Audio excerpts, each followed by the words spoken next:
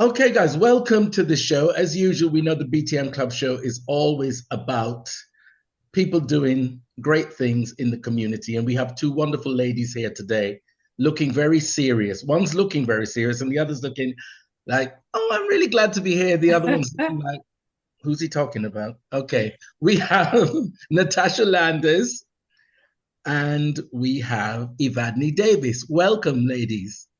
Thank you, Hello. Barry. How have you been? Tired. It wasn't a trick question. Tired.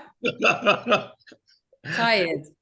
But yeah, a lot going on, but all good stuff. Yeah, as always. Okay, so we will start with Natasha, otherwise known as Until Lemons Are Sweet, on her social media. She's become quite a social media sensation with interiors.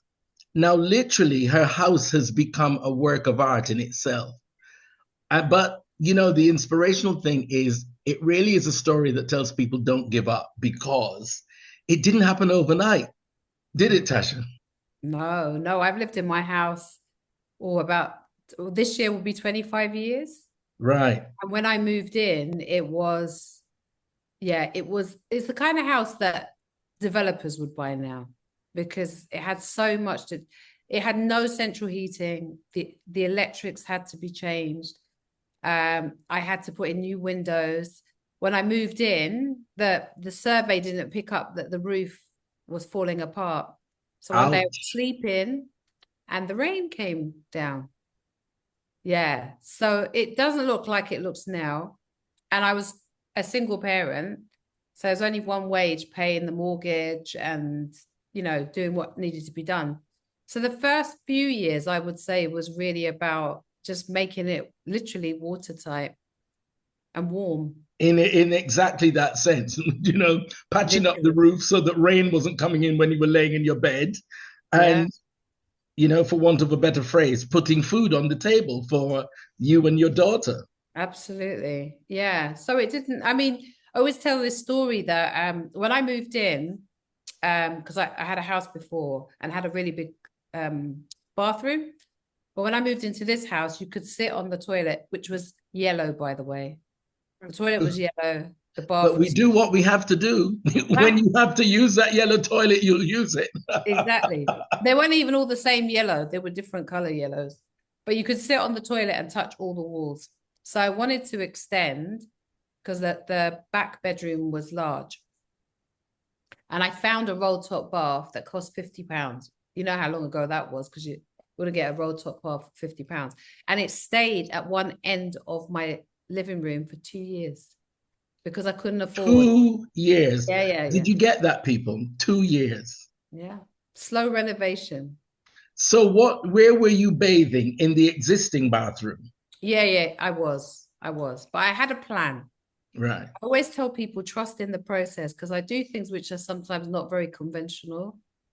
And I think because I do things that are unconventional, people are like, are you sure about that? And I'm like, just trust in the process. I know what I'm doing. Yeah. Well, I mean, that's the mantra I live by. I think my entire life has been unconventional. So, Mm. I'm comfortable with that. So we move on to Yvadney Davis. Welcome once again. Thank And you. tell me your story about your art. How did this start? How did it begin? What was the motivation? So many questions. Yeah, I'm still questioning myself too. I Okay. always grew up drawing. That's always been my first thing. My first Right. love was drawing. I'd hide under the table, to go to nursery because I was drawing. Mum couldn't find me. I was drawing. That has been my thing. Okay. But life took me on a slightly different journey. I ended up working in fashion, studying fashion. My career has been in fashion ever since uni. And really, it was the lockdown. I was saying this the other day to Natasha. There were two triggers that got me back into art. One was the lockdown, and I was homeschooling at the time a 4-year-old and a 7-year-old, and trying to navigate the fear of it all. The first lockdown, the weather was really nice, so we were enjoying that. And I thought, let me be a teacher. I'll do an art class. And I just had a pack of pastels, took them outside, and actually when I started playing around again, it just lit something up in me that had been dormant for years. Right. And the other thing was spending time with my late grandmother now. She's Jamaican, back in her home, she had dementia. She was telling me a lot of stories from her teenage years, that things I'd never heard before. I was back in her home looking at things that I suppose I took for granted, the cabinet, the doilies, the picture frame, you know, all of these things that felt very, I suppose, not important, but I felt that they were important because I knew she was passing. And my children, it didn't mean anything to my kids. And so I wanted to, with my art practice, not only heal myself and find a way to create, but also champion our stories and champion the very humble beginnings that we had, but all of the creativity and joy that came with it. So I started really looking at the front room as a way of saying this is who we are as Black British Caribbean people, and collating stories from other people, looking at ancestry, looking at things like Anansi stories, all these things that I think have suddenly stopped since we've been here, that we don't do anymore, that we did for centuries, and just trying to almost archive it through my art. Right. That's been my Well, journey. I mean, you say that your life took you on a different path because you then went into fashion, but I mean, that's about illustration as well. Yeah. So, you know, you never put illustration aside. It was always Right. there, just in a different direction. Exactly. So what do you do in fashion? Design, styling? Well, I started off wanting to be a fashion designer. I grew up watching the clothes show, and that was my plan. I used to design as a child. That was always the plan. I went to St. Martin's, did fashion design, did my Okay. internship in New York, realized I didn't like fashion design. It was boring. And what I loved was yeah, I loved the styling. What? Say that again. What? The reality of fashion design when I was in the studio, and I mean, I know I was interning, but it's a business. You've got to keep your business afloat. So things like comparing two black buttons, which one is the most affordable? Which one is going to work this collection? Washing fabrics to see how they'll last. Things that actually I didn't care about that.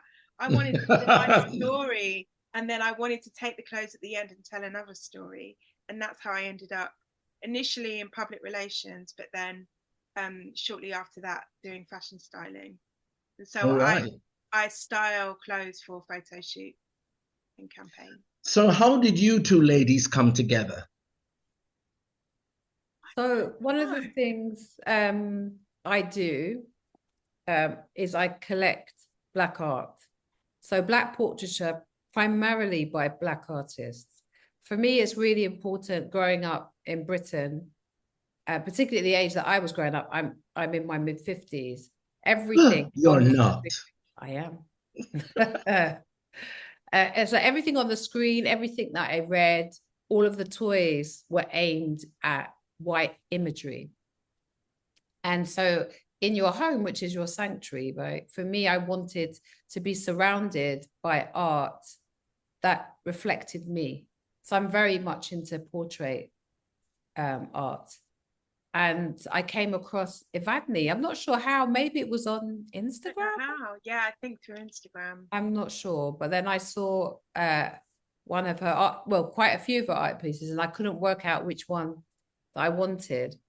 And then I picked one, which I'll bring over in a minute, actually.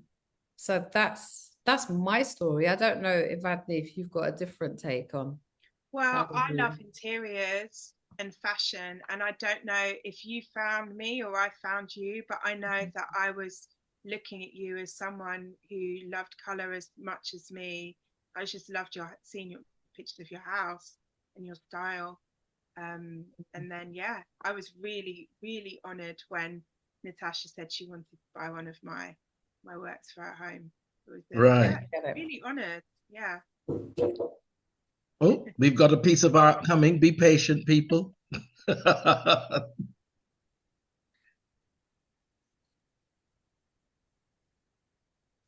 Okay. Yeah. Can you see it? Yeah. I'm drawn to the eyes. Are the eyes, oh, they're closed. Yeah. And that's yellow eyeshadow, is it? Yeah. She's Right. contemplating. Right. Okay. And this is quite unique to Yvadney, the style of using wallpaper. I was Or going to say that actually looks like 1970s wallpaper print. Yeah. So that's what I use. I collect vintage wallpaper from the 60s and 70s, and I either paint on top of it with my work or I collage with it. Because for me, growing up in the 80s and 90s, people hadn't redecorated. So my childhood was full of going into people's homes. You had the beaded curtains, you had the Lord's Supper, with the starched doilies, with the plastic on the sofa. You had, like all of these things, the carpet, Okay, and we stopped at the plastic on the sofa. We never had the plastic on the sofa. my grandmother did, Absolutely unfortunately. not. No plastic on the sofa. In actual fact, there was no front room as such that we couldn't go in, but that's another story for another Yeah, day. no, I've But heard I that as totally get the well. doilies Yeah, and the yeah, everything like that. Yes, yeah. definitely was. Certainly for me as a child, I was always in the front room. I So never were you kept my fascinated by it? Is that what it is that you seeing these crocheted intricate pieces as a child? Were you I, fascinated by it? That it's something that you want to represent now, or I wasn't fascinated by it. It was just real. Like I there? remember just sitting there, like watching TV, like watching Dallas or whatever, and you'd look at, all of these things were there. But it's only as I reflect on it that I realized that that was a real moment in time. Um, Right. and while I wouldn't have my house like that, there those elements from that really signify something to me. They're my memories, and I think there's a lot of comfort and warmth and sometimes humor that comes from reflecting on the past. Right. So you say you collect the wallpaper. How do you find the vintage wallpaper? Is it actually the real thing? Is it repro? Is it what? How do you Oh, source that? Because I mean, if I wanted to say decorate my house in 1970s wallpaper, which I wouldn't, let me be clear. But if I wanted to, how would I find it? How would I source it? How do you do it? I only use real authentic wallpaper, vintage wallpaper. I tend to find it on eBay All or right. Okay. Facebook Marketplace or Etsy. But I've also been really fortunate to find some in a house clearance. And they were just clearing out. It had the house. I actually got to do a photo shoot in it afterwards. It hadn't been redecorated since the 70s, but all of the wallpaper in the house, there were loads of rolls, and I was given all of the rolls. And I Also, often they actually had full rolls because I was going to say, were you oh, actually peeling the wall off, no, no, paper no, off the wall, going, I want no, that? no. I'm always buying wallpaper. Right. So when you get the wallpaper, you say you use it as the base for your art. So you cut a piece out, whatever size you want, and then do you paint directly on it, or do you Yeah. do some kind of something on it so that it's textured? So I sometimes I paint just on the paper. Right. Um, and then sometimes I have to literally paste the paper onto my canvas as if I was pasting it onto a wall. So I mix up Okay. paper paste, I do, the whole So that thing. it's up as a piece It's up as it like there there's a that piece you can behind work on. me, and you can see. So that's the pink piece you see behind me is just the paper. This Right. this canvas here has had wallpaper pasted onto it, which I've then painted over. And the beauty of it is because a lot of the wallpaper is textured, when you Right. encounter the pieces, there's textures in the face and the skin that you'd not notice if you So just that piece, for instance, to my right, your left behind you, yeah, that is on wallpaper. that's on a wallpaper mounted onto canvas. And a textured wallpaper or flat, just that. Textured. Right. Yeah. Are they all textured? drawn to texture. Right. Only because, and this is my naughty admission, when I would go to these houses as a child, I would sometimes pick or pop the wallpaper. Yeah, I did that. That's what I did. I don't know why. I couldn't help just pop it or just a little. Your grandmother's good, expensive wallpaper. Yeah. Yeah. I have to say, I did that. And all her friends and all the people from church. Everywhere. And it's only after you've gone they realize, what's that hole in the wallpaper? Yeah. And I found that people, I was sent a picture recently of a lady whose toddler went to an exhibition with my work, and she touched it. Like, you can't help, it's very tactile. Right. I'm not encouraging that, but I can understand. I was going to say, because no artist really, the one thing you always see in, galleries is do not touch the art. So, that must be quite frustrating for you in one way, but you understand. I understand the draw. Yeah. But I'm also very much drawn to pattern as well. So there are some papers that I buy where it is like a metallic or a really bold floral print, or that kind of geometric. Yeah, it seemed like all through the 60s, 70s, not so much the 80s, but 60s and 70s in particular, it's as if, like the sexual revolution of the 60s, everything was so reserved in the 40s and 50s. And it just seemed as if they wanted to overcompensate. You know what I mean? Make everything as big, loud, and psychedelic as they possibly could. And well, I mean, it was a sign of the times. But when you look back on it, because at the moment I'm actually decorating or renovating my mother's house. She bought that house in 1957. So you can imagine the layers of wallpaper. Horrendous. Some of them we were responsible for. When I took it back, I was like, did we really sit in a room with that and that carpet? It's like horrific. But, it does literally take you back to a moment when you see it. It takes you back to a moment when you see it. Even when I moved into my house, and I think they were Irish, they weren't Caribbean. And when I was ripping wallpaper, everything was brown and orange. Okay. So the carpet was brown, the wallpaper was brown, all the woodwork was painted. And it was like a doo-doo brown. It weren't the retro. It wasn't even a luxurious brown. No. It wasn't like, oh, this looks really retro, let's keep it. It was like, oh my gosh, it's just depressing. But there were it looks like it belongs in the yellow toilet. Yeah, you can imagine. Exactly. Yeah, I mean, ours was yellow and green, both horrendous. But, it really is a sign of the times. And as you are talking about your art now, it's actually making me think about it, because when I was getting the walls stripped, I was just thinking this is horrendous. But then, as talking to you, you're making me think about the memories with each layer of those wallpapers that were visible as they came through. I can remember what we were doing, what we were wearing, what we were watching, as the wallpaper was coming down. I was, And I think that's a big part of what I do, is about the memories. And I love having conversations with people who say, I had that wallpaper.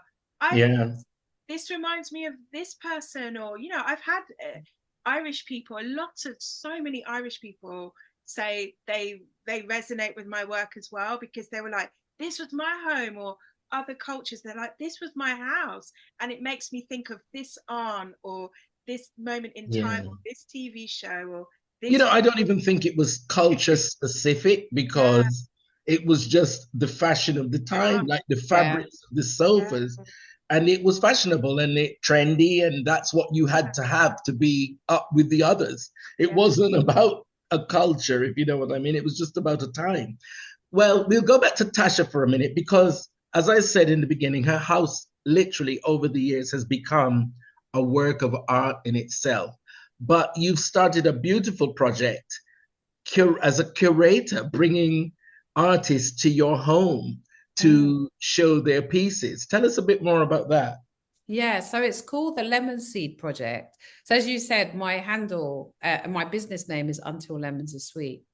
So when I was thinking about this project, I wanted it to somehow marry or people to understand that it was connected, but it was just like the next step for me. And so last year, before the Lemon Seed project was officially adopted as a project, I worked with two artists. So that was Yvadney Davis, whose work is behind here, and Donald Bow, who's a furniture maker, but he also makes vessels out of wood, really beautiful vessels, actually. And so I invited them to work with me so I could curate the downstairs of my home as a gallery space, because I feel like I go to lots of private views. I go to lots of galleries. But often people think, I don't know, what would that look like in my home? Because of course, a gallery space is important that the walls are white and it's sterile because the art speaks for itself. Yeah. But the idea of actually creating the house becomes an installation. Right. And it's authentic as well, because I would only have pieces in the home, one that I would like, and that would sit authentically on my walls or on the table or the sideboard. And it worked really well. So we had one private view, and the artist sold quite a lot of work, and there was connection. So it was about networking. So for me, the Lemon Seed project is about it's a germination for talented Black artists, aspiring, new, just giving a space to be able to have their work and people come and see it, but also people can come and buy it as well.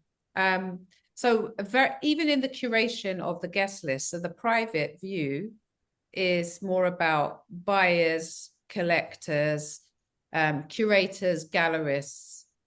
So not only is it about that they'll buy, but it might be for Yvadney or any other artist that's a network, that's a connection. So for me, it might be then going on to be in a gallery space, to have a show, be part of a show. So it's about all of that, really. Yeah.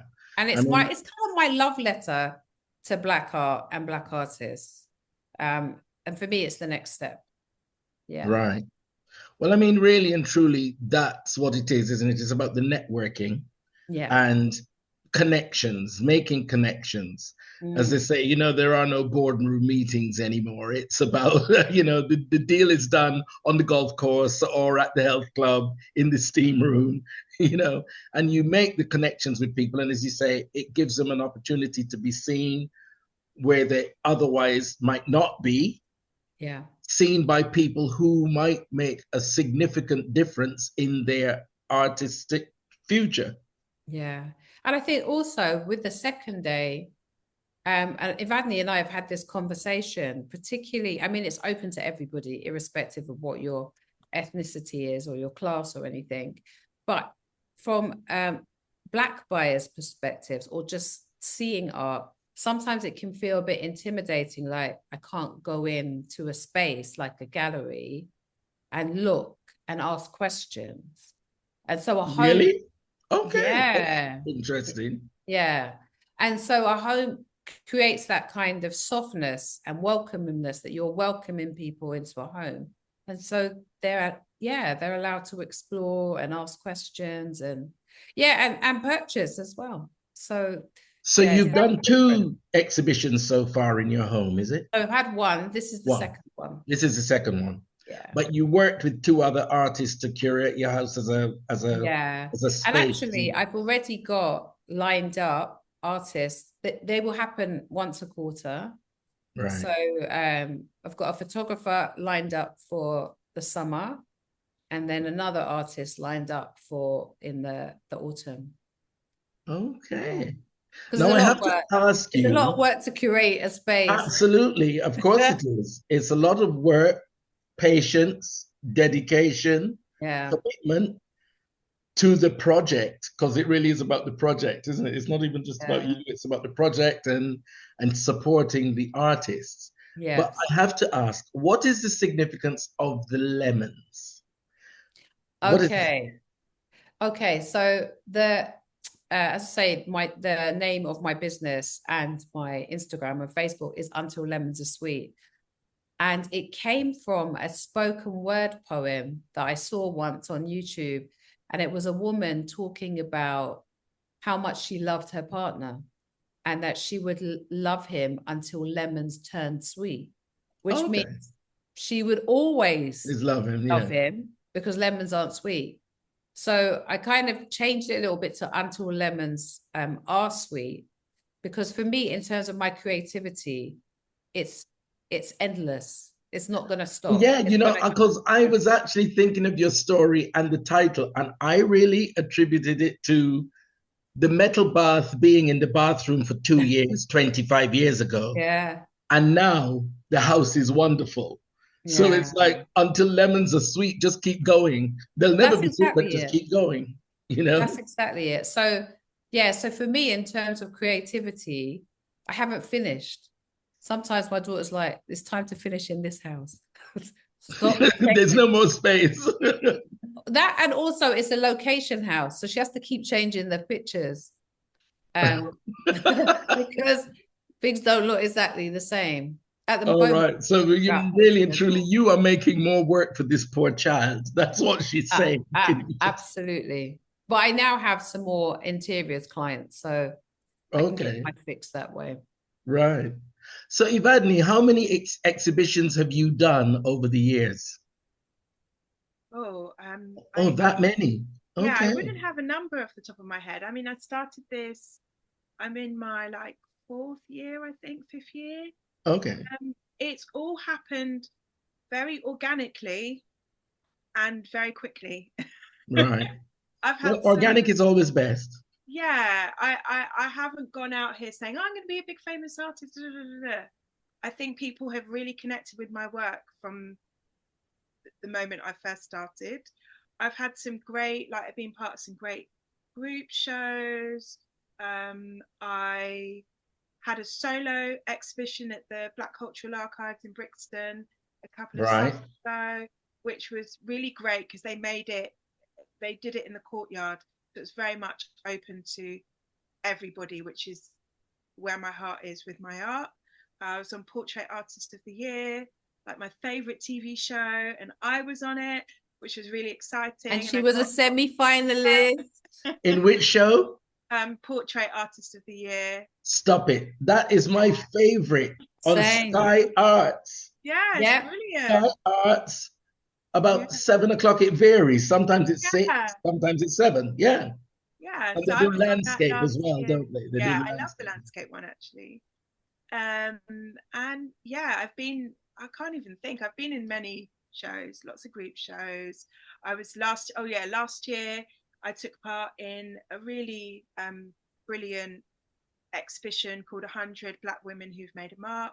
There's 100 portraits of Black British women, some past, some alive, and I was one of the 5 artists who did many portraits for it. But it was such a humbling and empowering experience to meet so many brilliant women, and also to plant the question, because I think when people came to the show, they were like, well, what about this person? What about this woman? And it's like, yeah, this is just the first 100. There are so many incredible Black British women. There's a lot happening here. And was it just around art, Black British women in art, or was it in any field? Any fields. I had women who were actors, people who were singers, people in science, people in the army. I interviewed a woman who was a nurse. I had interviewed what's her name, Reverend Rose Hudson, who's right up there in the Church of England. It was all sorts of women that formed part of it, and just the celebration of what we've got happening here. Right. Yeah. So when is your exhibition in the wonderful house? So it's on the private view is on the 21st of March, and and then the open to the public is on the 22nd. It's a ticketed, you don't have to pay, but it's a ticketed event. We've actually sold out of all the tickets. However, we had a conversation today about drop in another 15 And tickets. all right, okay. I thought you were going to say drop an extra day. So not this time around. But, yeah. But yes, so we're gonna add some extra tickets. So if people are interested in coming to see, because I can't imagine having so many people just walking through. You obviously have to measure the numbers and put people in a certain time frame. That's exactly. You get 2 hours or whatever. Yeah, there are time slots for people to right. come. How long are the time slots? I think they might be an hour or an hour and a half. Right, so they've got to look around everything and decide if they want to buy in an hour. Absolutely. I'm sure people are going to be there more than an hour, but we're just trying to manage, because people often do. I'm used to, you're saying about people being in the home.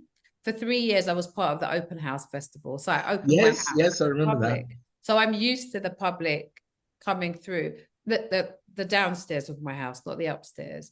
And then the house is also a location house. So I have you're accustomed to people being in and out. Yeah, so it's not. Yeah, and I rope in all my friends as well, so they will be managing the guest list and the door and all of that stuff. And you'll just be wafting around, being fabulous. No, I'll be sweating. That was what I did in a caftan, going, "Yes, this is my home. I'm the curator." And because last year we had 2 people who wanted to buy the same piece. And they were there for about half an hour or more, just talking. Haggling. And they were looking at me, and I was like, "That's." In the end, they did a coin, tossed a coin, and one of them got it. But then the other one who didn't found a piece that really suited her.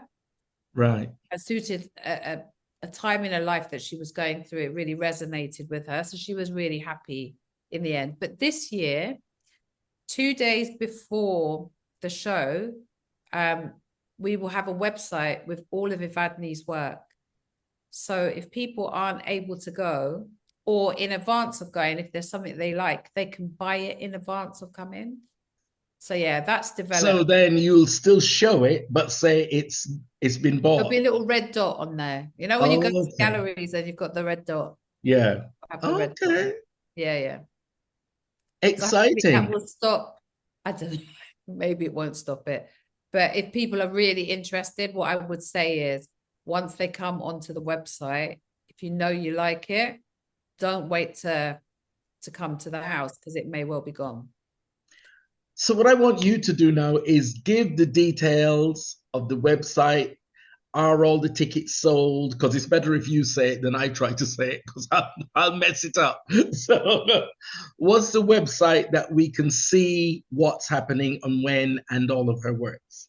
Yeah, so if you go onto Instagram and you put in the Lemon Seed Project, that's all the details of what's happening with Yvadney's show. Right. And a link to the tickets. Right. So I'm not sure when this show will go out, but at the moment they've sold out, but we are just about to release 15 more tickets. So on Instagram, it is the Lemon Seed Project. The Lemon Seed Project. And is there a website, did you say? So you can also go onto the Lemon Seed Project on Eventbrite. Right. Okay. Type that in, it will come up that way. Right. So that's the 2 ways that you can access. Okay. Well, we look forward to seeing your work. I look forward to, I'll probably be like one of those children that wants to feel the texture. So I'll make sure you're looking the other way. Don't pick it though. I won't pick it.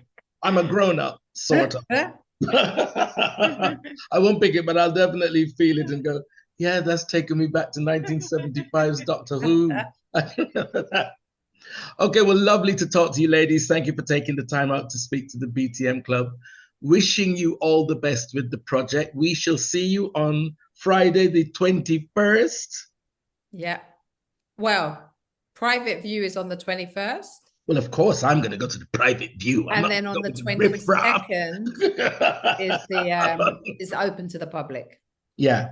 So sorry to make you repeat yourself. Instagram is the Lemon The Seed Lemon Seed Project. Project. And Yes. on Eventbrite, it is the same thing, the Lemon Seed Yes. Project on Yeah. Eventbrite. Welcome. Thank you. Look forward to seeing you all on the 21st, and all the very best with the project. Thank you for having us, Barry. You're welcome. You are welcome. Bye.